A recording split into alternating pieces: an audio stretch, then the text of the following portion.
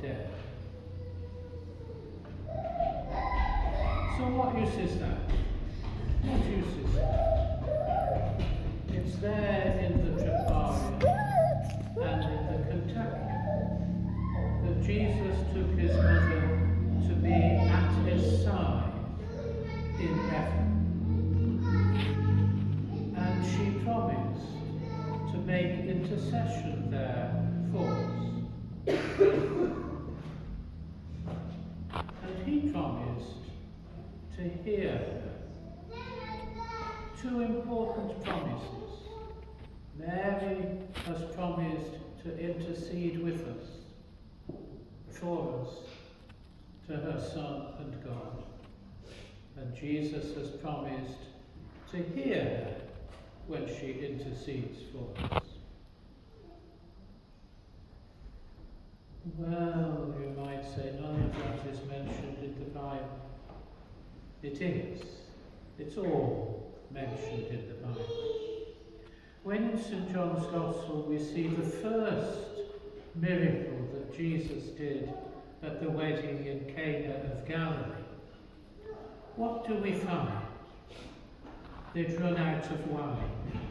What a surprise for a wedding. But there were big pots of water there.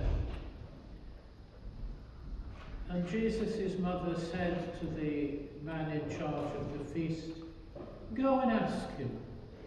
Go and ask him." Jesus was a little bit, well, my time hasn't come yet. But she persisted, like mothers do, until he turned all that water into wine. The first example in the scriptures of Jesus doing what his mother asked him to do. We have the proof there. And then at the crucifixion, Jesus gives his mother to St. John and says, "Woman, behold your son. Son, behold your mother." He has given his mother to us, to pray for us. And this feast gives us a wonderful, wonderful realization of that. The exact realization of that.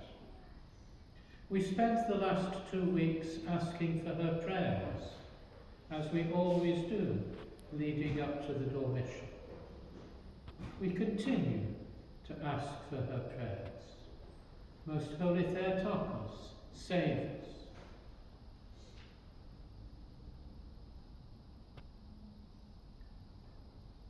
So what is the Dormition? The Roman Catholics have it all wrong.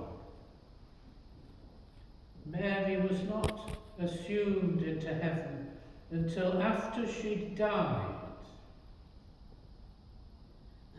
She died, like all humans do, because she was a human. Above all other humans, because she bore God in her womb. She died. And all the apostles were gathered together from all over the world to be there at her funeral procession. Except one. We always rely on Thomas to be late. I sometimes look at the congregation and see people coming in and think, we always rely on him to be late. Thomas, again, was late. And he came and he bewailed the fact that he was not able to give the Mother of God the last kiss at her funeral service. So what did they do? They took him to her tomb and opened it so that he could see her for the last time. But she wasn't there. She wasn't there. Her body had gone. She'd died, but she was taken body and soul into heaven to be with her Son. That's what we see in the epitaph. You see that Jesus is holding what looks like a baby in swaddling clothes. It isn't. It's the soul of his mother. So there in heaven we have his mother to pray for us. Make use of that. Make use of it. Don't rely just on your own prayers.